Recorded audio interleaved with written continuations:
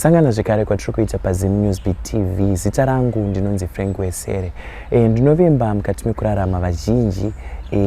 tinosvika panguva yekuti unenge uchisangana nema heartbreaks nema disappointments mukati meupenyu, asi tisingazive kuti zvinhu izvi zviri kumbobva kupi. Pamwe pacho tichingoti meno ndo zvinoita upenyu, asi nedzimwe nguva zvimwe izvi zvinogona kunge zvichiva nema spiritual forces anenge ari kumashure, zvinova zvimwe chete nenyaya yehanzvadzi yatasangana nayo nhasi pamusha waApostle Monalita. Ini ndauyawo netestimony yangu. Ndakabatsirwawo nemunhu waMwari Apostle Monalita. Mumhuri medu tichizvarwa maingowa nezvinhu zvainetsa, mweya wengozi, mweya wezvikwambo neurombo wanga uripo. Saka kubva pandakauya Apostle vakabva vatitira dare rekuzorodza mweya yengozi nezvikwambo zvaiita kuti upenyu hwedu husafambe zvakanaka. Hapana anga achikwanisa kuitawo mabasa, hapana anga achikwanisa kubata mari. Nekuzvikwambo zviya zvainetsa mumusha zvaita kuti tirote isusu tichishandiswa nazvo takarara. Saka kubva pandakauya pano ndikabatsirwa nemunhu waMwari, tikaita munamato wezvikwambo zviya, handichambozvirota because ndaigara ndichizvirota each and every day ndichishandiswa nazvo, ende ndaiti kana ndikazvirota hapana chaifamba, chero ingava interview chingava chii hapana chaifamba.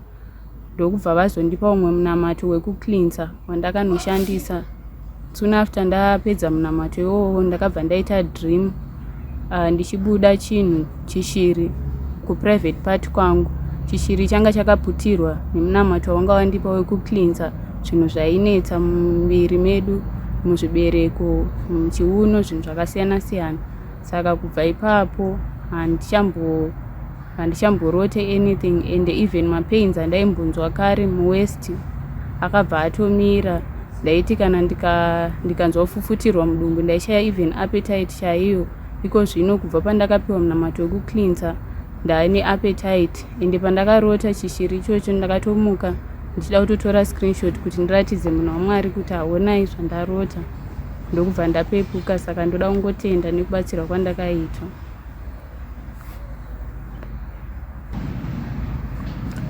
Ndakabva ndawanirwa nyasha mushure mekuuya kuno ndichibatsirwa. Ndakabva ndawanawo munhu wandiri kufambidzana naye, tisati taroorana hedu, asi mukutaurana tiri kutaura tichiwirirana mune zvakanaka, zvasiyana nemamwe marelationship andaimboita kare ndisati ndabatsirwa. Anga asingambolasti kana 1 week chaiyo, munhu aibva angofuratira. Asi ndoda kungotenda nekubatsirwa kwandakaitwa naApostle kuti neuyu tiri kuwirirana, zvinhu zviri kufamba zvakanaka, even mukutaurana tinenge tichinzwisisana. Saka ndotenda. Saka tatirega tinzwe kuna Apostle kuti kana upenyu hwakunyanyira nema heartbreaks nema disappointments, zvii zvinenge zvichimbotora nzvimbo muchadenga, kana kuti matinoti in the realms of the spirit, nekuti isusu hatina maziso enyama kuti tigone kupanga kuti zvinofamba sei. Apostle, makasimba here? Ndiri pangu mukoma Frank. Aiwa, ndiri nani. Taona patanga tichiona vahanzvadzi vachitsanangura nhoroondo yavo, vaisangana nema heartbreaks nema disappointments. Zvimwe zvachona zvokuti unenge usinganzwisise kuti nhasi ndanga ndichitowirirana nemusikana wangu, but tangomuka taita sei, hatichatotaura tese, atondibloka, atoita sei. Chii chinombokonzeresa ma heartbreaks nema disappointments mukati mekurarama? Right, zvinhu zvinokonzerwa nezvinhu zvakati siyanei. One, ndingati maybe disappointment imwe neheartbreak imwe inogona pakubva kuti vanopinda parong relationship, wapinda parong marriage. Saka zvinogona kukonzera tingati kuya kukasika, kungomhanya kunge ndingati kuita sei, kudhipisa handitika chinhu chese, kunge une munhu wosati wanyatsoongorora kuti munhu uyu akamira sei, because tinoziva kuti hanzi zvinonzi rinonyenga rinohwarara. rinozosimudza musoro raita sei rawana. Saka munhu anogona kupa imwe behavior isiri iyo ari kungoitira kuti uwe mukati muupenyu hwake then zvozochibuda mamese. Ndo chimwe chinhu chekutanga chekuti wrong marriage yaunenge waita or wrong relationship yaunenge waita se waita. Saka unozosangana nemaproblems akadaro uyezve unenge wagona kusangana netsotsi chairo. Handiti riri kungoda pamwe aona kuti ari musituation ndozvotaakuona these days. Munhu anogona kuona kuti situation yaari yakutoda murume anotombomujega kana kuti yakutoda mukadzi anotombomujega but asiri kutomboda kana kuti kuroora. Yosi kune vanhu variko akadaro asiri kuda any marriage nemunhu serious relationship nemunhu but ari kuda kungobatsirika pasituation yaari panguva iyoyo. Haana mari, ari kutotambura pamwe mari dzerent, ari kutotambura mari yechikafu. Saka anogona kuti angotsvage. Handiti yes, you see. Saka ndopo unozoona kuti munhu yakana awana basa handiti anogona kukusiya. Meaning anenge ari munhu asina kumbobvira ada zvinhu zveserious relationship kana kuda kunopinda mumarriage. Kune vanhu vakatongopikira kuti nandirori kana kuti nandiroorwi ndirongoda chete kufamba ndichitobreka mahatsi evanhu. You see things like that. Maheart breaker. You see things like that. Ndichingoshandisa vana vevanhu then ndosiya vari pakurwadziwa vari pakuchema. Saka ndo imwe inokonzeresa heart break disappointment yekuti wawirana nemunhu asiriye atinoti manarcissist unenge wawirana naye. Right. Toenda pakuti maybe ndiye munhu wako chaiye watosangana naye. Handiti chimwe chinhu chinoitika ndechekudai devil anogona kuda kukuedzai towo muri kuti mudanana chaizvo anobva akanda kana kuti kanhamo mukati memba. Handiti kana kuti pakati muchitori parelationship ine wimbiso yekutoroorana. Handiti anobva akanda kaproblem. Handiti pakati penyu akanda kaproblem kaakanda nekuti chinoitika ndechekuti devil you know kuti anocommunicata naMwari nevadzimu vedu vakachena kuti munonyeba imimi kuti mati awa waramba nawo onzai wawa watorambani relationship yavo ndeyechitsividzo yavarambani zvonzi monyepa. Let me try them, give me that moment yekuti ndimbowatry. Then Mwari nevadzimu vanosiya handiti kuti okay waedze tione. Handiti saka ndopo munoona kuti vanhu murume anogona kana kuti basa kupera basa rapera ndo panochida kuonekwa ipapo kuti iwewe wakasimba sei semukadzi semusikana. Uchazvitorera here kuti this is just a phase inodarika. Handiti ndopo unoona ipapo manje kuti mukadzi anotanga kufurirwa kubasa kuti wati ndiwe watomai ndiwe watobaba pamba. Uritoona saka pei yako because vakadzi vanodiscussa kuti vasikana pei yangu ini haichanyatsokwani because pamoda akajaira kuti pamomonth end iyaiya anoenda out nemaworkmates akewo. Saka anotanga kuti ini asikana handisi kukwanisa. Why you see things like that. Obva toti ini handimuzwa kuti murume wangu haasi kuenda kubasa. Saka ndini ndiri kutoita zvese pamba. Ndo panotanga kuonekwa ushingi hwako ipapo nokuti uchafurirwa. Unzi saka gore ratopera asiri kushanda 6 months dzatopera ari kuzodiya. You see things like that. Uchatanga kufurirwa nzitsvaga umwe munhu kunzoko anokubatsira. By so doing ndopo unozoona kuti murume paari kuzozvidiscover kuti iwewe wakuita gumbomba gumbo kunze murume marriage yakutoparara. Handiti saka ndo zvimwe futi zvezvinhu zvinokonzeresa maheart break uchazoona murume uya masiyana. Murume uya achabva wana basa repamusoro kudarika riya raaitomboshanda. Zvichakurwadza kuti ndakaputsa marriage yangu ndega. You see things like that. Yeah. Kozoita mama heartbreak anokonzereswa nekuti munhu atadza kushingira. Ndo paexample pane couple yenge ichitrenda yababa namai challenge wenyaya dzavo wekuwesley handiti ka imagine kuti wakakwanisa kugara 4.5 years vari mumukuku mumatende panze pemba yavo yawakawaka handiti imagine kuti dai zvakaitika kune vamwe vanhu vane rudo rusina kunyatsokukwanira mai vanoda because rusina kutsigiswa kune vanhu vanoda easy life easy go vasingadi matough situations aya kumboti zvinorema zvinoimbarasa zvinohumiliata but muchiramba makabatira sezvakaita baba namai challenge zviya handiti ari umwe paya vanotanga kunongedzana mukadzi wopamwe achiti ndiwo une mhepo dzakonzeresa hazvingamboiti kuti imba yapera then taakudzingwa isusu taakuevhictwa murume anogona kutanga kuti iwewe ndiwo une mhepo dzekumusha kwako dzawaimbonditaurira dziya idzi. You see things like that. Zvakawandira kumadzimai nekuti isu vasikana vedu vatinawo mazuva ano vanokuudza kuti your job is to provide. If you can't provide I move. But yes, but inini mufield yangu mukoma Frank ndasangana nevarume vari kupiwa ma-heartbreak nevakadziwo vari kupiwa ma-heartbreak nevarume handiti kuti aposto mufunge ndakanga ndichiti munhu arambirwe kushaya handiti but murume uyu ndaita zvese ndamuunza kuno kuUK ndamuunza kuno kuDubai ndamuunza kunyanyanya vakadzi vari kudiaspora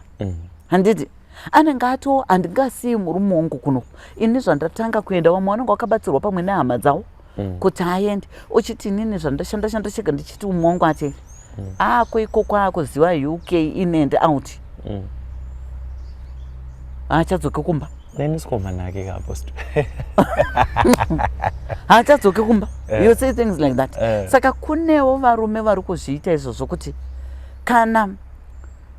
pasanganikwa nemaproblems mumba ndandichipa example yababa namai challenge iyoyo murume umwe ipo paya aitiza aingosiya mukadzi paya kuti ai ndichambono beta nditombonoshanda handiti nditombonotsvaka hazviite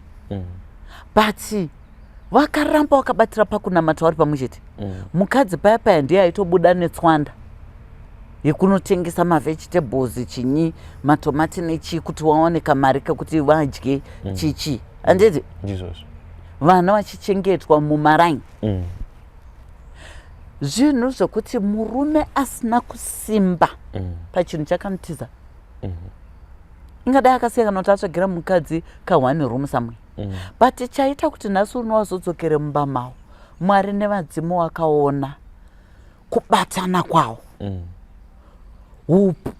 honesty hwavo to each other, loyal hwavo to each other, genuine love to each other, kwete love yefake inenge ichiitwa nevamwe yekuti kune vanhu vanoratidza love kunze but inside mudzimba dzavo hamuna rugare, mune misodzi chete chete. But baba namai challenge vakaratidza rudo rwechokwadi. Ndo zvakaita kuti even vakurumidze kureizirwa mari nenyika yese. Mwari ndo wakanga wabata nevadzimu wavo paya kuti vadzokere paimba yavo. Dai vari vamona, dai vakadaipo paya ngoti vachallenge vati mukadzi iwe chisara paya waisawina chinhu. Imba yangadai wakatoitorerwa. Kana dai wakada zvekuti mukadzi ndakuchikutsvagira ka1 room hazvizi tutaona watoni tiri mumatende isu zimba rese iri ratanga tatopedza kuvaka chino nechino. You say things like that. Havana kudaro. Wakati kana tichisekwa tichasekwa tiri pano. Kana tichinaiwa tiri kunaiwa tiri papi. They lost even their properties. Handiti? But umwe munhu kuluza pamwe kuda.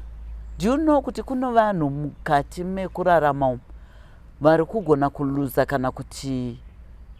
pamwe murume akatora chikwereti vari kuluza pamwe mota chaiyo. Do you know kuti mota inogona kurambanisa vanhu? Ndizvozvo. mota iri kurambanisa vanhu ndiri kudzinzwa nyaya idzodzo panapa mota iri kurambanisa vanhu kuti ndiwo akaita kuti mota yangu itorwe iwe ndiwo akaita kuti mota yangu itorwe mukadzi achitiwo handiti ndimi makanotora chikwereti murume oto handiti iwewo wakanga uri supposed kuzondibatsira pachikwereti ichocho wakanga watiwo uchatora loni wakanga wazotiwo you see things like that dzachokarati mumba musina mufaro kune vanhu vari kukoshesa mamaterial things achiparadza chinhu chakanaka chewanano chemarriage you see things like that saka zvinhu izvozvo ndo zvimwe zvezvimwe zvinokonzeresa maheartbreak uyezve nyaya yekuti iwewe pamwe wakaiswa black magic pauri do you know kuti kune vanhu vari kufamba nefesi dzisiri dzavo uri kusara kufamba fesi yako uri kutoonekwa uri mukadzi uri kuonekwa sekaharahwa kakachembera kekarikari uri mukadzi uri kuonekwa pane vanhu vanosvika panapa kumafrank wokuti ndinoti imi mati ane 30 years zvonzi ane 30 vabereki vanenge varudara ane 30 izvozvi zvifungai ane degree rake atori nemasters but kuti awane murume hapana kuti awane kana basa hapana toti kwei mwana wenyu ari kuita kunge mbuya wako ma6 years one tinotozvionawo but tinenge tichita kuti manje chii chiri kuitika pari kuzongobatsira munhu uya unoona kudzoka penya kunyatsoredza age yake chaiyo saka kune mamwe maheartbreak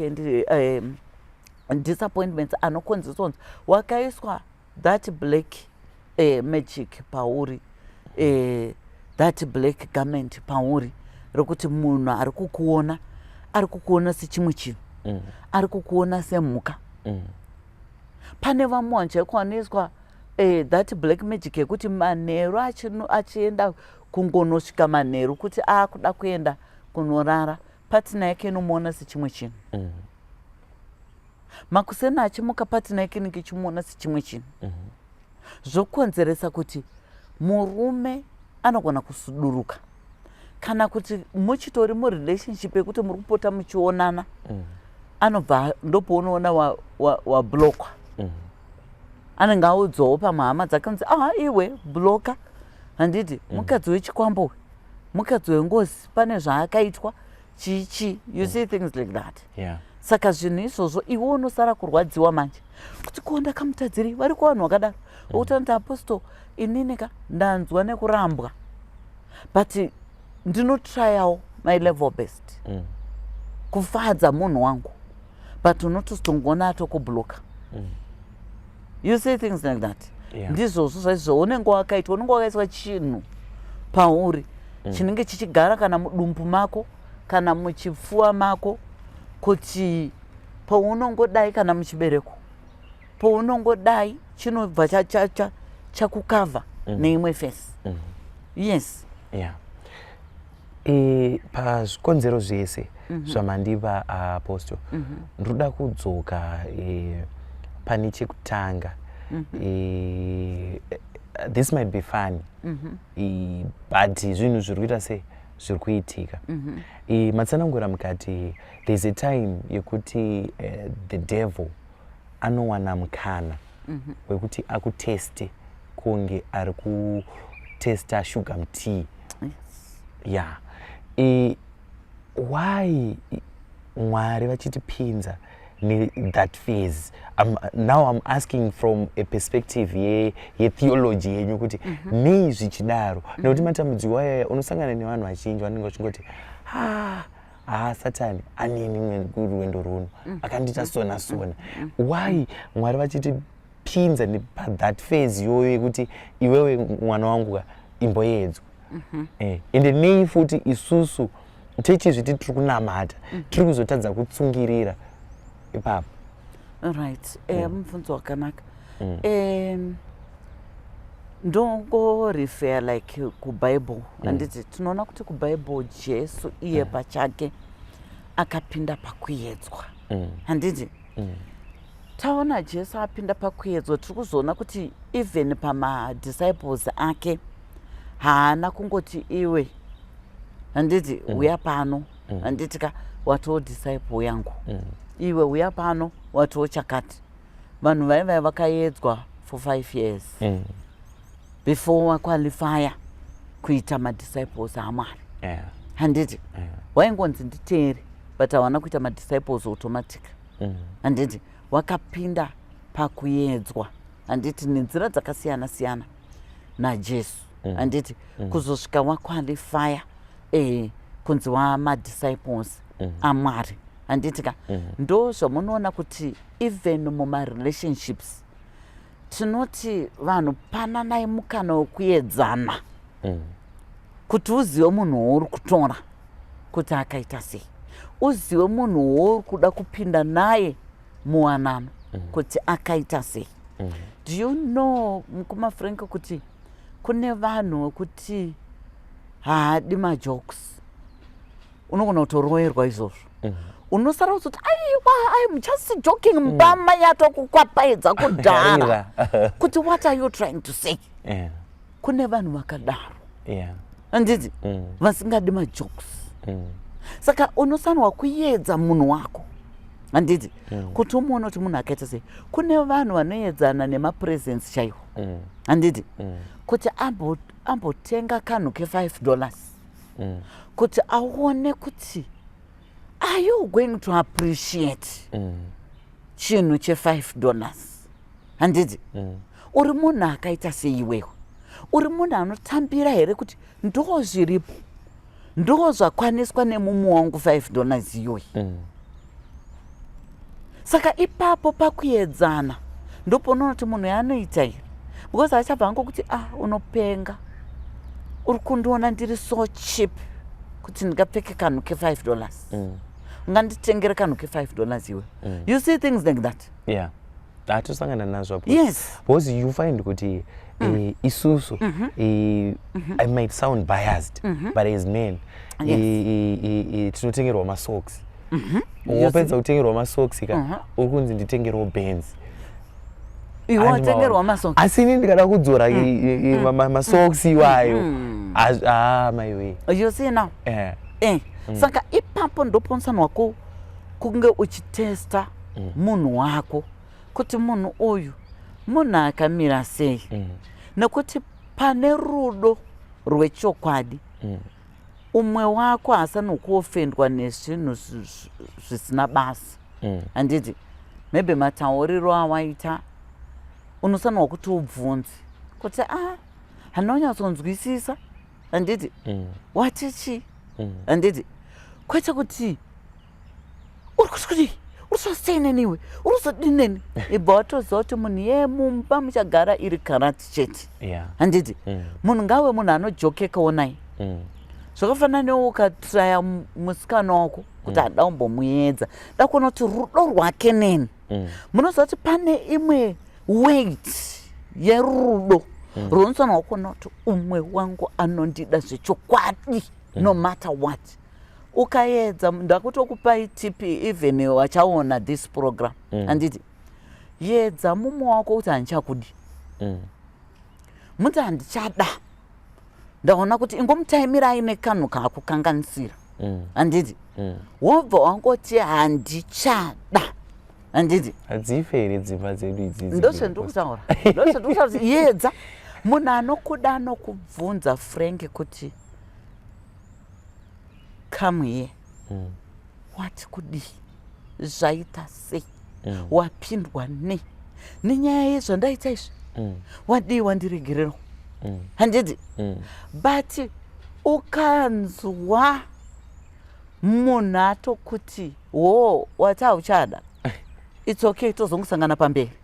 ibva watoziva kuti that girl or that woman agara munhu anodanana nevanhu vakawanda that man agara is a womanizer saka ane chain yevakadzi waari kutoshaya kuti ndoenda panani ndoenda panani ndoenda panani. Otherwise you've actually listened the burden. Yes, watonesena the burden iwewe ndandosha ndotoita sei. You see? Saka vanhu testa naye muma relationship. Testa naye relationship munhu anokuda chaizvo nemwoyo ari kuti apa ndipo pangu pandichachemberera apa tichizoparadzanwa nerufu ingomutraya zvandikutaura izvozvi mutraya kana achikuti iye haachiti kana achikuti iye ndiwe wega zvazodai mutraye zvandikutaura izvi ingomuzama paine kanhu kaakutadzira wobva wamuti handichadi handichatodi ndopounoona chokwadi chemunhu ipapo anongokuti hawo it's okay wati hauchadi it's fine tozongoonawo newe ibva waziva kuti anga atogara atori nevamwe vanhu kudhara anga ari kutokukompeyai muri museko munhu anokuda unomubvunza anotokubvunza kutoti zvaita sei Frank wapindwa nei chii izvozvi chete ndakukutadzira chakati waitwa sei I am sorry zvakadai you see things like that but ukaona uya I don't care type about zototi aiwa zvaendwa tsvaga mumwe hako nekukasika pandoda kuuya Apostle ndofunga tichitanga matanga nekutitsanangurira zvikonzero zvinoita kuti vazhinji tisangane nema-heartbreaks nema-disappointments asi pandoda kuuya panyaya yespirituality handiti kuti zvese izvoongo zviri kuitika but then there is a spiritual force behind like what you have said kuti unogona kutova une black magic iri kuteera ndinoziva sei Apostle kuti maitikira akuita zvinhu muupenyu hwangu ayaya hazvisisiri zvega izvi hazvisisiri kungoitika but zvava nerumwe ruoko ruri kuseri toti nyaya yemamudzi iyoyo mumwe munhu unomudhura but hauzizive kuti kumudhura kwandaita ukoko ndini here ndamudhura kana ndamudhuriswa ndinoziva sei kuti now this is a spiritual force yandofanira kutorwisana nayo spiritually right mubvunzo wakanaka iwoyo chinhu chinoitika ndechekudai ngatizive kuti kune kingdom yevanhu vakaipa vanogona kunge vasi kutoda wanano iyoyo kuti inge iripo ndopa example yako Frank une hanzvadzi dzako une vanin'ina vako une vakoma vako une maparents ako ukaona pese paunopinda iwewe murelationship kana kuti marriage vanoda kupindira zvakanyanya kana kuti iwe ukaenda nenyaya dzako toti wanetsana nemusikana wako kana nemukadzi wako manetsana unotaura kuhama dzako ukaona wasingatauri zvekukuvaka wachikukurudzira kuti siyana nemunhu ibva watoziva kuti ndo vanhu vari kukuisa mweya vari kukuroya kuti iwewe usamboiti chinhu chinobudirira mukati muupenyu iwewe uite rombe richazosekwa nenyika iwewe usafa wakamisa chinonzi imba uchigara nemukadzi because vanhu vanokuda Frank waenda nenyaya dzako kwavari vanodzoka newe kumukadzi wako kuti aiwa tazvinzwa zvawataura izvi but hazvisiri izvo zvinoputsa imba yako mudzimba murosanganikwa nezvinhu zvakawanda let's go anditi tinogadzirisa nenyaya dzenyu kana kuti fonai anditi titaure anditi ka nemudzimai wako ukaona hama dzako dzichikutsoka zvinhu zvakashata ibva waziva kuti havasi vanhu vari right paupenyu hwako vari kutoda downfall yako vanoita sekunge vanokuda kudai ko paunozenge wakutambudzika vanomira newe here inge vanongokusiya wani uchingotambura you see things like that saka ibva waziva kuti kune hama dzisingadi kuti unge uchimisa imba saka vanhu ivavo vanogona kutofamba chaiko mun'anga nemumaprofita vachinonyepa futi kuti tiri kuda kuti Frank asiyane nemukadzi wake hatisi kutoda kuti chimba iyo itomire nekuti iye kana kuti nemukadzi wake kana kutonyepa kuti mukadzi uyu zvakazomira zvakadai then iwewo munotanga kuona muchifaita mumba hamuna rugare hamuna chii zvaakuda mwoyo wako iwe Frank kuti munge muchifamba muchibatsirwa kana kuti munge muchinamata handiti kunamata chaiko ende mumeka sure kuti isusu rega timbomira kusheya zvinhu zvedu nehama dzedu kunze neshamwari dzedu kunze nokuti tirakuona kuti problem iri kumbobva papi vanhu vakasaziva magariro atiri kuita mukati memba tirakumboona kuti zvinhu izvi zvinoramba zvichiitika here zviri kuitika mukati memba but sometimes vanhu tisu tinozvivhurira tega mhepo nekuti tinonotaurira hama dzedu tinoudza hama dzedu chese chatiri kuronga mumba handiti then hama yahausi kuziva kuti haasi kutoda here chinhu chawava kutaura kuti uda kuita iwewe then anogona kuona kuti kuti isusu tigone kupinda mukati machiri tinosanirwa kubvisa kana kuti mukadzi wacho kana kuti tinosanirwa kubvisa murume wacho ndokuti isusu tikwanise kuzokontrola hama yedu asisina murume kana kuti asisina mukadzi ante muri kuzviona saka vanhu vakati wandei havasi kuzviziva izvozvo kuti umwe uroyi huri kubva within mumafamilies avo mavanoenda vachinosheya zvinhu zvese zvavari kuda kuita chinyi then hama dziya dzoona kuti isusu tikwanise kupinda apa ngatimuite kuti anga asina mukadzi ngatimuite kuti anga asina murume tikwanise kupinda papi tikwanise kupinda pakati pavo saka by so doing vanhu aya havatongoshandisi muromo chete vanoshandisa mishonga black magic yandambotaura iyai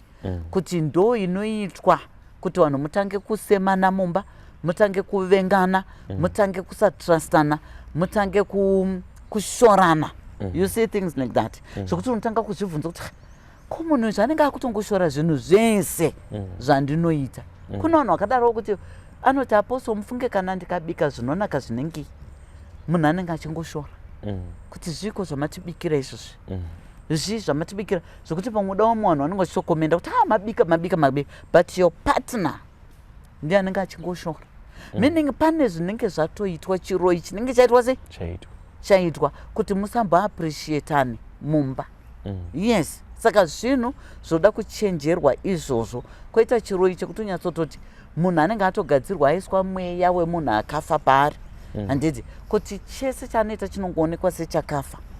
iye kufamba anongofamba semunhu akafa kuna vanhu vokuti anotaura kuti handitombopfimbwi handitombopfimbwi anotombomiswawo kunzi nhai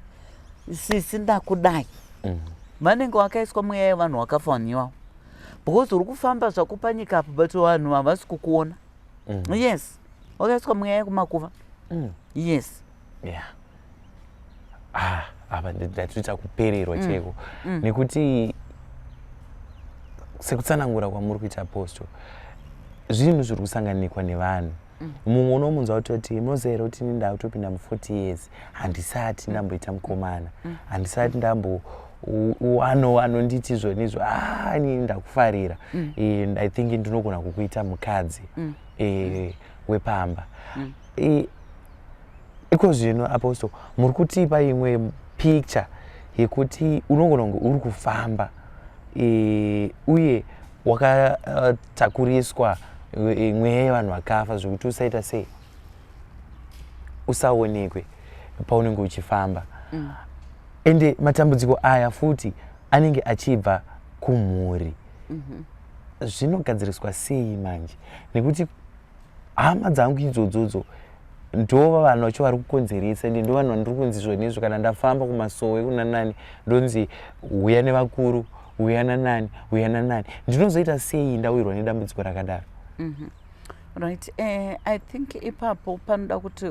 unosanirwa kuselect wega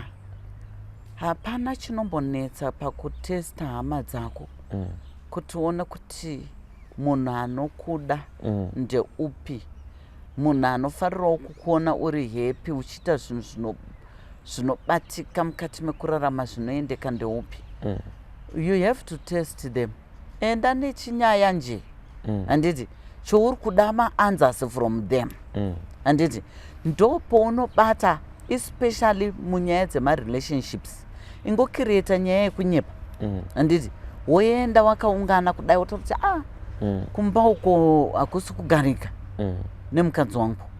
chii chiri kuitika wobva iwe unenge wakireta nyaya yako yoruda kuita sei yoruda kutaura then ndo muchabuda imomo kuti anokuda ndeupi handiti because anokuda anokubvunzisa kuti zvakambotanga sei kuti kana kuti azotaura achidaro zvakambotanga sei kuti azoite izvi handiti saka ukaona hama dzinokumudza kuti asiya mukadzi takatogara taona takatogara tatodai siyai chamunonyengerera chii zvakazodai ibva waziva kuti ndo nyoka dzako idzodzo asi anoda kunzwisisa nyaya yako zvakanaka kuti aiwa taura chokwadi because hatisi kuda kutora masaidzi toda kuvaka imba yako handiti saka tiudze chokwadi usanyeba handiti and tinozoda futi kuti nyaya iyi kana tapedza kutaura newe iwewe sehama yedu toda kuenda kumudzimai wako ndo vanhu vanokuda ivavo ukaona vanhu vanoda kuti nyaya ngaiperere kwamuri uku isingazosviki kumudzimai wako ichigadziriswa vaoziva kuti vanhu ivavo ndo nyoka dzekupedzisira ndo vanhu vari kuda downfall yako ndo vanhu kune vanhu vachiri kusara kuti vane hanzvadzi vane vanin'ina vane vakoma but wasi kuziva kuti mukati imomo ndo mune vanhu vari kuvadonhedza each and every day yes tiri ivavo apostle especially pakutesta hama apa panotinetsei nekuti mukatarisa mufananidzo wamapa wekuti hama chaiyo chaiyo inokuti shamwari uya tigare pasi titaure kana mapedza kutaura yochizoenda to your partner kuti vanga vamai guru mubamunini anga auya ari kuti pane dambudziko rakadai chii chiri kunetsa togadzirisa sei voita zvinhu izvozvo vari pamwe asi mumhuri dzatava nadzo mazuva ano zvichiri kuitika here tichine vanhu vakadaro here vanogona kutisanganisa tichitaura matambudziko nekuti vazhinji ko zvinezvi vanotofara kunzwa kunzi kwafrengu kuhama zona ari kurwa nemukadzi vototanga kudii kuseka kana vakasadaro mangwana unomuka vakanyora herald nokuti uchifamba sonzi handiye ari kurwana nemukadzi handiye akarwa nemukadzi nezuro tobaita sei baba apostle nyaya iyoyo inorwadza iri kuitika mudzimhuri handiti but ine ndinongoda kuti vanhu imimi pachenyu muri muwanano tangai mazvibvunza kuti kwatiri kuda kuenda ukunoripota nyaya dzedu kunyange uri mukadzi iwewe vanetsana nemurume zvibvunze kuti kwawakuda kuenda kunoripota nyaya dzako uku ivo vanhu avo vanombouyawo here kwamuri nenyaya dzavo dzezviri kuitika pavari yofind kuti panenge pasina iwe ndiwe chete unongomhanya ikoko meaning wakatogadzirwa ndosingazivi vanhu wakatogadzirwa iwewe kuti chese chouri kuda kuita kana chaitika uchamhanya nacho wega uchinotaura vatowamboona mukoma Frank kuti kune vanhu wokuti chese chaada kuita paupenyu hwake anomhanya kunoudza hama dzake kuti ndoda kutotenga bhazi izvozvi ndoda kutonovhura milling company izvozvi ndoda kutonovhura chakati by so doing anozoona chinhu chavo chisina kuzobudirira mari dzake dzinosangana nemhepo isingatoiti obva atoona pasina chaatoita kwaanotaura kuya nekuti wakaiswa paremote control yekuti chese chiri kuitika kumba kwako do you know kuti kuno varume vanosvika kunoudza hama dzavo even the amount of money inenge ichipinda mukati memba each and every time but hama dzake hadzisati dzambomuudza kuti tiri kubata mari hama dzake hadzisati dzambomuudza mapurogiramu kuti anotozongoona waakuita ko makatanga rini izvi takatotanga ipapapa takatotanga but iye akaiswa remote control yekuti chese chaari kuronga chese chaitika kumba kwake anomhanya chinodi achinotaura ndo simba ravanowana rekuroya naro pavanonzwa kuti kumbaiko zvinezvi kwaitika mutauro vanokuchidzira handiti kuti ngazvirambe zvichirovana zvichirwa ikoko paanotaura kuti ndadoda kutengera mudzimai wangu mota haaitengi mota iyo mari dzinobva dzatanga kungosunga zvinhu hazvichafambi zvinhu hazvichadii zvatopera saka inini ndiri kuti vanhu ngavachenjere pahama dzavo inini ndokupa example kumafrenki ndandina hama yangu aigara achinetsana handiti nemukadzi but mukadzi ari anga ane problem mukadzi aishungurudza hama yangu zvinogara zvakadaro aishungurudza hama yangu zvekupedzisira pamwe aibatwa nemabhurugwa mustreet nebhande kudai nenyaya isina nebasa rese pamwe pacho akapedzisa aita mbonje dzemumusoro mudzaitemwa nemahigh heels handiti asi nenyaya yekuti inini I hate madivorce handiti handidi kuona vanhu vachirambana ndaishinga kudzoredzera ndotora makoti wangu ndakutaura naye handiti makoti aiwa hausi kuona here kuti unenge mweya imbofamba imbozvifambira imbozvigadzisa mweya wakatonza usanogara nemurume iweyo handiti ndaizama kudzora ndodzora cousin brother yangu ndoidzora kuti aiwa handiti rega kudaro rega kudaro rega kudaro handiti muregerere do you know kuti vanhu ava vakatochovha 7 years vari wese but it's unfortunate kuti mukadzi wika nekutokura kwake makorewo achitoita munhu mukuru ndaifunga kuti pakuita kwake munhu mukuru handiti zvinhu izvi zvinogona kupera ndo paaitoita paakabva atozoteta wese kokuti yakenge yahondo everyday zvokuti mune makutongotyira kuti vanhu havachaurayani here vanhu ava havachaurayani here you see things like that saka zvakazongosvika kupera wakazongorambana wega hamana kurambaniswa nemunhu handiti but isusu sehama especially me ndaishinga kuumbiridza handiti ndaishinga kuumbiridza ndichishinga kuumbiridza kuti aiwa handizvo aiwa handizvo kuhama yangu ndoti usamurambe handiti ramba uchidini ramba muchimbonamata itai zvakati wakatambosvika kuenda kumasowe chake ndichindiwati endai kumasowe bhosi ndaiona kuti pane mukadzi pane mweya waakaiswa handiti wokuti hasanokugara nemurume handiti asi zvakaramba zvazvo asi ndakamboshinga wakatokwanisa kutoti 7 years vari wese nekuda kwangu ndichiumbiridza ndo zvetinenge tichida muhama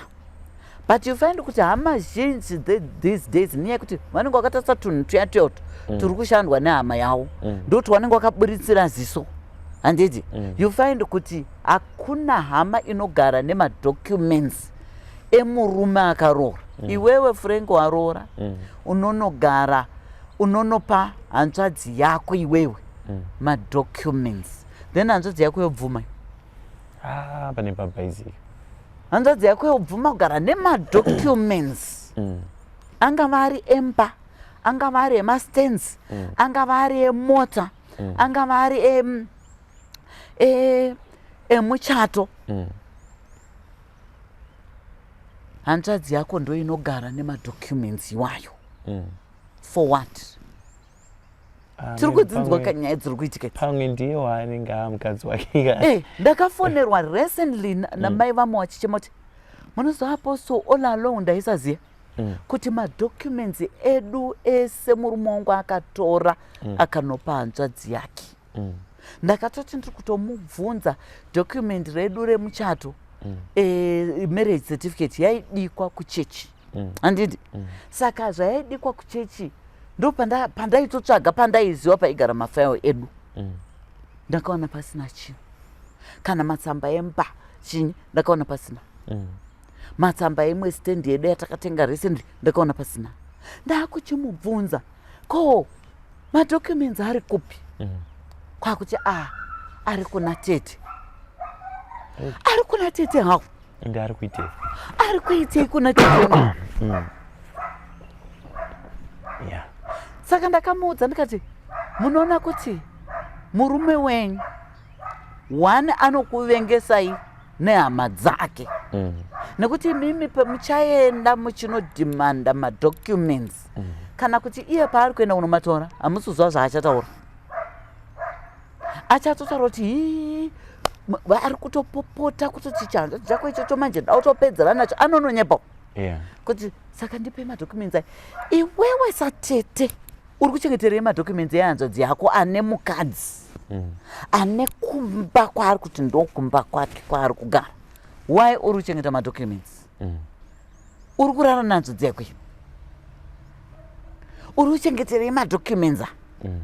ndozvetiri kuti vana tete kazivaiwo kuti mune mhuri ndizvozvo mwana wako musikana achazviitirwa zvinhu izvi kana iwewo uchazozviitirwa zvinhu izvi uchachema mangwana usatsvage muroyi uri kuzviroya nhasi uri kudii kuti hanzvadzi yauya nemadocuments kuti why mauya nemadocuments kwandira dzokerai nemadocuments kumba zvitoti kurangariro but inyaya yekuti vane undyire vari kutoona kuti waunzwa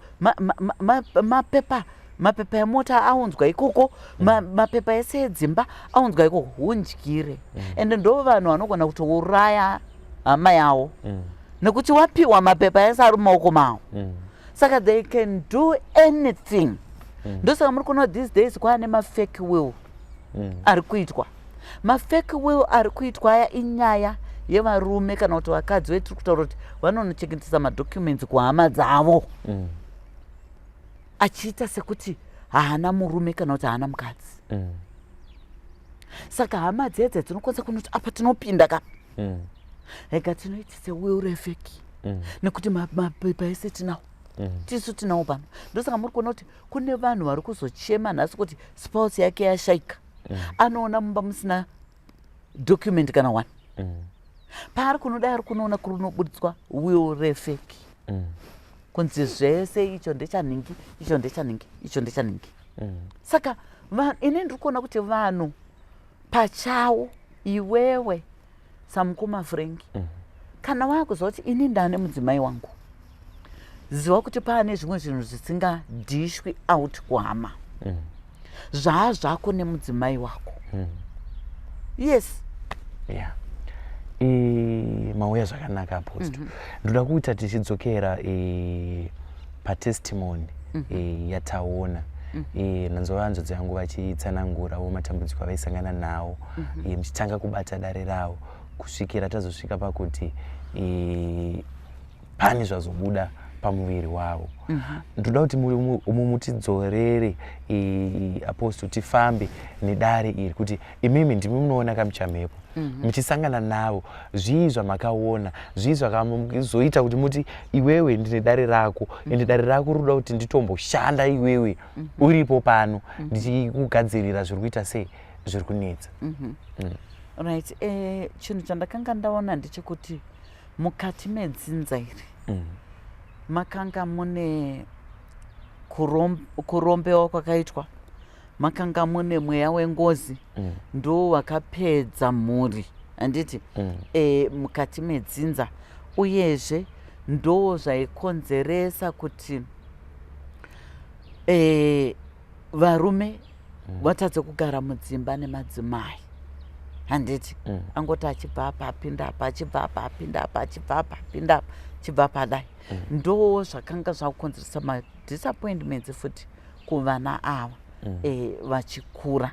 saka zvinhu zvandakaona kuti izvi zvauda kubatwa sedare remhuri kuvhara mweya wezvikwambo kuvhara kuzorodza mweya yengozi zvakare saka idare ravakabata semhuri nabamudiki wavo ivavo vari kunze wakangoita online wachivaitira mavideo call wakaita burning sacrifice handiti yawakaita ikawabatsira zvikuru nokuti pawakapedza that burning sacrifice wakatanga kuona minana nezvawakaona zvakaitika deliverance yakaitika pavari vakauya nematestimony makuru zvikuru sei. Yeah. Ndopaya Apostle panambobuditsa kuti zvimwe zvachona zvinenge zviri zvemumhuri ende zvinogona kunge zvine nguva toti kana kuti vakabata vacho havasisipo asi dambudziko rasara raakunetsa inini ndinoita sei ipapo Apostle? Ndinouya here monditarisira dare rangu ende kana zvadaro hazvizodi here munhu wacho futi akaita sei akabata ava hasipo? Right. Ndo zvakanakira dare reburning sacrifice nokuti kunyangwe akabata atofa kana akakuroya atofa, but you know kuti vanhu vaya vanenge vane zvimatende zvimachinyi zvavanenge vakasiya vakabata mhiko dzavo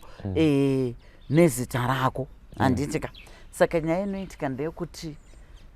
dare reburning sacrifice rinopinda handiti pakuti kunyangwe munhu akakuroya kana ari mupenyu rinoita back to sender handiti. Munhu akakuroya kana akafa kana kuti wakaromba kana wakafa dare iroro rinongozorodza zvese. Ndo zvarakanakira. You don't need kumbotambudzika zvako kudidididi, rinobva rangozorodza zvese zvakaitwa, mhosva dzese dzakaparwa rinobva razorodza. Yes. Yeah. Tichienda kumberi Apostle, toti ndaziva kuti inini ndinenge handizivi kana ndichikwanisa kuti jambwa kana kuti munyama. Mumwe wangu ndinomuudza sei kuti shamwari uri kuona paya pandinongoita mamudzu paya hazvizi zvega ende ndinoti mundipe nzira yekuti ndomutsanangurira nayo zvekuti azvitambire kana zvichida kuti tuye tiitiro dare riri tese tigone kusumuka. Right. Ndiwo nemamudzu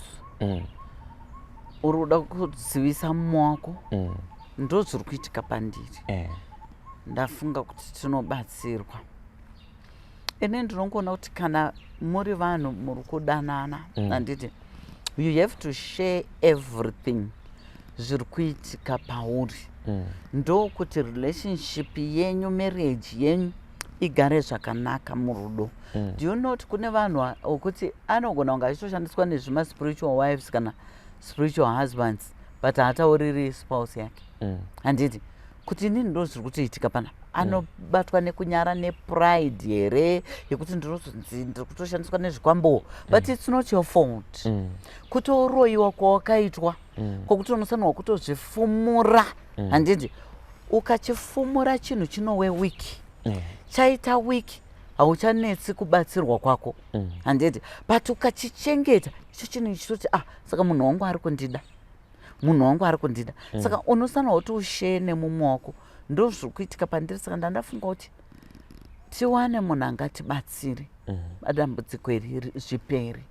handiti, tigone kugarisana zvakanaka. Hasha dzandinokuitira handiiti ndega. I think pane zviri kuitika zvakati zvinoitika, pane zviri kuitika pandiri. I think ukashaya nemumwe wako zvinhu zvakanaka mosika deliverance. Yes. Yeah. Nhasi unoti tichitotaura Apostle, kune mumwe munhu atori musituation iyoyo yekuti akatogara izvezvo ari kutozvibvunza kuti but nyaya iyi inenge nyaya yangu iyi. Pamwe ari kutotanga kurealiza kuti asi zveshuwa zvinhu zvinogona kunge zvichiitika. Kana ada kusvika kwamuri Apostle kuti mufambe naye dare rakewo abatsirike sekubatsirika kwaitika pahanzvadzi yangu anozvifambisa sei? Alright. Nhamba dziripo pascreen vanofona obhuka zvavo handiti topedzerana ipapo. Vanogona kundibata kuYouTube channel yangu yandakavhura, it's Apostle Monalita Spiritual TV. Then kuFacebook it's Apostle Monalita. Then TikTok yandakangovhurawo nezuro it's Lioness Mona at Apostle Monality. Yes. Ayo, tindafarira you are moving with the times. Apostle wakubatika pa TikTok. Zvakaoma. Yeah. Aiwa, ndinotenda Apostle nenguva yamatipa nekuti vazhinji vane vachingorarama umwe wacho ndingati vanorarama life yedu tichiti iri paautopilot yekuti ana achingoti mhino ndoita sei handahachada here but pamwe kune zviriko kumashure waanenge asiri kucherechedza kuti nezuro angaina simba mangwana ana Rubeni kuswera mangwana aneniwo Frenki zuva rirotera ane mumwe ana achingoona like zvese aiwa vamwe vacho vanobva vati varume imbwa saka imbwa yacho yakatiza pamusha ndotsvaga imwe asi kune zvimwe zvinoita sei aiwa varume vese vanganzi imbwa because kune varume mukoma Frank wakazvibata vanosema mabasa etsvina vasingadi vari proud of themselves zvazvekuti vasingadi vasiri chimp vasingajairiki vasingadi zvinhu zvemanga-manga variko varume wakadaro handiti saka hatingati varume wese imbwa aiwa dzirikowo imbwa dzongoti ngoona dhirezi ateera kungodii ngoita zvimwe zvinhu zvisingangoiti so zviya zvezvo variko ndivo vanganzi imbwa but kune varume chaivo chaivo vasingadi zvinhu zvemanga-manga izvozvo yes nekuti ndingazorwa nemadzimai kune vamwe Apostle wekuti anenge atorowo murume zvichida pamwe iko zvino angoronga ato kana mu7th 8th 9th relationship marriage asi asina nguva yekugara pasi kuti aite self introspection kuti inini ndini chete ndiringotadzirwa here kana kuti zvaanichi zvaane rumwe ruoko ruri kuseri zvinozoita kuti uti ukagara neuyo nhasi mangwana wamwe no haiti uya nemweya tsvina saka ndototenda Apostle nedudziro yamatipa ndichivimba kuti zvichabatsira vazhinji ipapo pevarume 9 munogona kutopabata because variko kunze yes variko wakawanda nokuti munhu anoramba achipinda marelationships but anenge achiti hapana chandakatadzaini ndakazotadzirwa icho ndikatadzirwa icho ndikatadzirwa icho. Do you know mukoma Frank kuti kana uchipinda mu-relationship nemunhu ibva waziva kuti hausingopinda naElizabeth chete kana kuti namukoma Frank chete ibva waziva kuti uri kupinda neimwe spirit iri kufamba naElizabeth kana kuti iri kufamba nemi mukoma Frank pane mweya iripo yatambotaura kumashure iya yekuti munhu anenge akaiswa mukati medzinza rake. Do you know mukoma Frank kuti unosara kuti ndiri kutaura naApostle Monality ndisirini handiti tomboti kuspiritual side kwangu vanhu vaakundiziva kuziva kuti Apostle sometimes mune muchitotaura nyaya but ukanzwa waakutaura zvimwe zvinhu zvine udzamu zviri jipi ibva wateereresa ndinogona kutongotoudza munhu totoseka nevanhu apo ndotosara kuti munhu uyu ari kutonyeba kuseka nesu panapo munhu hazi raito handizi rini ndichitaura it's a spirit iri mandiri handiti ndo inenge yaona kuti munhu uyu is a snake handiti munhu uyu is a chameleon ndirwa ivhu yanokuchinjirai mangwana be careful saka ndo zvinofanana nevanhu vanodanana ziva kuti uri kudanana naElizabeth but ane spirit iri inofamba naye spirit iyoyo is it a purified spirit kana kuti ispirit yerima iri kuteerana naye handiti saka ndopo unozoona kuti murume uyu apinda kana kuti mukadzi uyu apinda 5 6 7 10 20 marelationships aringoti handina chandakatadza. Do you know kuti iye pachake anogona pasina zvechokwadi chaakatadza but spirit inofamba yaakaberekeswa ndo inenge ichidzonyongodza mukati umu ichidzonyongodza. Do you know kuti kune vanhu vasingatozivi kuti ukataura naye nhasi so kana utotaura naye kozvinezvi anotaura imwe statement ukazomubvunza zuva rako unoda kudai anokurambira kuti unoti naiwe uri kundirambira inga time dziya patakatogara muzasi memuti padhuze neswimming pool anokurambira kuti handina kutombotaura izvozvo chibva waziva kuti munhu uyu pane mweya waakaiswa uri kumuparadza upenyu hwake ndo mweya unoita kuti akatanga chinhu nhasi ukatoona kuti chinhu icho chine upenyu anoti tsve achise unongomunyengedza wotomuvhurira chimwe chinhu imwe branch handiti nemaagents atovhurirwa kamwe kabranch kanomunyengetedza nguva iyoyo kanenge kachifaya apa atosiya peupenyu you see now saka vanhu ivavo variko ende ndiri kutozoudza vanhu kuti chenjerai pouri kudanana nemunhu kana pouri kuroorwa nemunhu cherechedza kuti mumaoko haana here spiriti imwe yakaipa iri kutomutera yaakaberekeswa inototaura inopfeka yotaura paari iwe uchitofunga ndi kutaura naFrank pamo iwe uri kutotaura mheno nechimwe chinhu chauri kutotaura nacho zvekuti munhu iyeye paanotadzira munhu kana kuti paanotadzira mukadzi kana kuti paanotadzira murume haazvizivi ndo vanhu vokuti vaive haite kana sori unogona kuchema musodzi godi anenge akutosha kuti ko munhu ari kuchemeko chaari kuchema pana handiti nokuti mweya uya unenge wagara saka you have to be very careful. Pane munhu wokuti anotaura mashoko ekuti anoti handisi kuziva kuti ndakamataura sei mashoko iwayo mweya iwoyo unenge wakatopfeka paari full time wekumuparadza saka vanhu ngavachenjerere kuti paari kupinda marelationships aya imbozvipa mabreak usibvunza kuti zvinenge zvanyanya kuita sei kana uchikwanisa kutombokomunikita naex wako mubvunze kuti naiwe chakazoita kuti tirambane ndakanga ndanyatsokukutadzira chi ndiye ex wako ndiye anokurudunurira kuti pakati wakadai uchirekodha mufoni mako ndokuti ugozoziva kuti inini saka pane spirit yandakaiswa inoyachigara pandiri pozvinhu izvi handizirini ndaidaiso handizirini ndaisanwa kunyeba ndichidai handizirini ndaisanwa kukirieta zvakadai ndigonyepa ndigobika izvi neizvi chimweya ichi chisiri kuda kuti ndinge ndiri mumarriage ndinge ndichigara permanent nemunhu wangu mumwe chete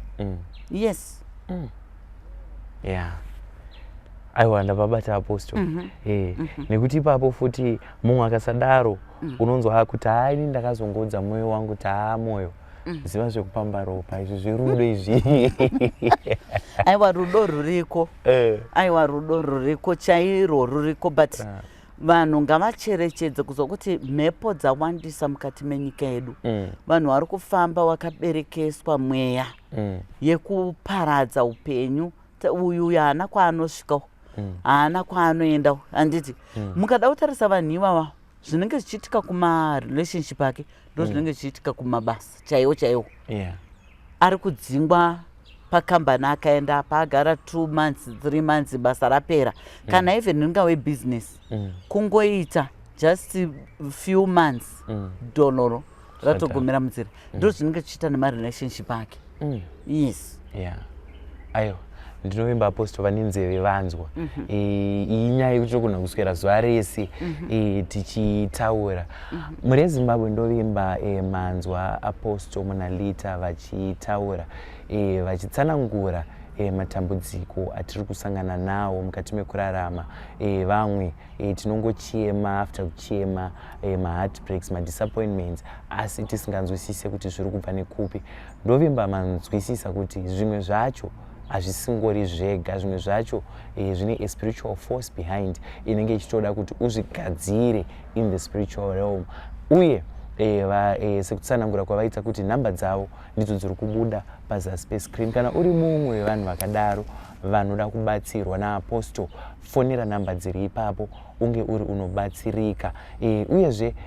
chimwe apostle vari paYouTube, vane channel yavo inonzi Apostle Monalita Spiritual TV. Endai muchinovaona muchiteera